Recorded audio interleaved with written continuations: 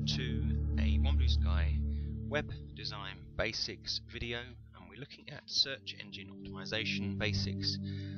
What we're going to look at in this video is how to optimize the images on your website.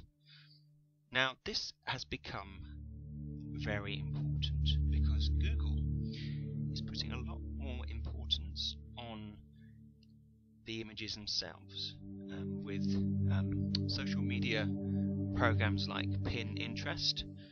There's been more emphasis on the types of images that you have in your site.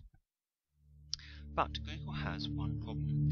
It really struggles to identify what is in an image. So we need to bear that in mind when we're optimizing our images, and we need to help Google understand what our images are about. So you can see here we have my website at a very basic stage. It's about greenhouses, and I want to insert an image into their website, and I'm going to put it in there where my cursor is at the moment. So I'm using Dreamweaver, and I'm going to go up to the insert image option. Now in any web design program it's exactly the same way. You just insert images like so. And I'm just inserting this one into the body of the website. So you can see here I've got an image of a greenhouse. Now it's called AC1 at the moment, and that isn't good enough for your optimization. We need to give it a suitable name, and one that's going to use keywords based upon the site. So what I'll do is I'll highlight that and just right click it, and then I'll rename, and we're going to give it a name that suits our website and the keyword research which I've done for the site. So the keywords are what the site is about really, and what Google expects to see in the site, and it's looking for these names and keywords in the images of the site. So what I'm going to do here is I'm going to call this homemade greenhouses glass house. Okay, so what I've done there is I've used 4 words, and I've separated those with underscores. If you're going to leave spaces, Google and any search engine has a real problem with the space, so to speak, because it has no identity, and the internet needs to be able to tag every part of its information with some kind of coding. So what it does is replaces space with a percentage sign. Okay, and sometimes this can be confusing for Google, for some browsers, and also you lose the message about what the image is about. So you use underscore to separate the words. It's good to have the words separate because Google can then home in on those words.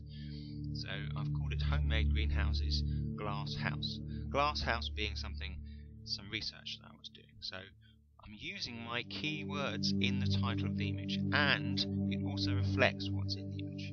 It's important you have a combination of both.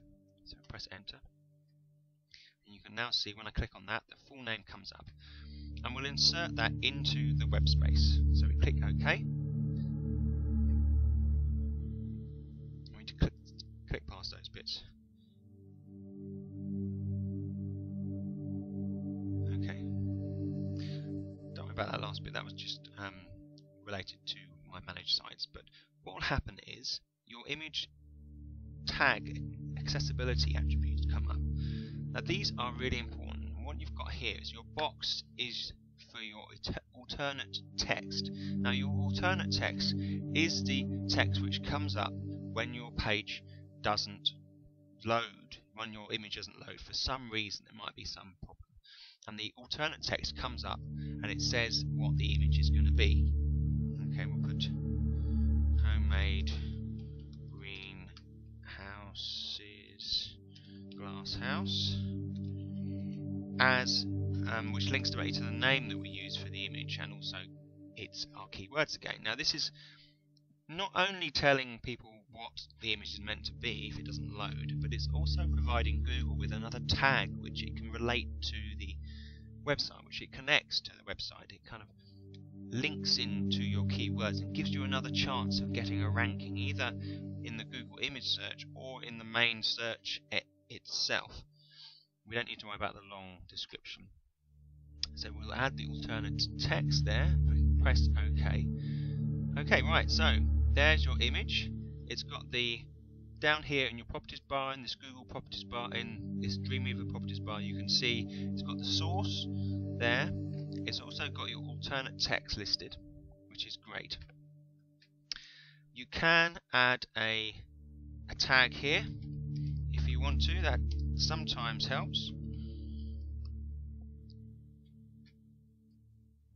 Okay, and there we have the very basic way of adding images and optimizing them on your website.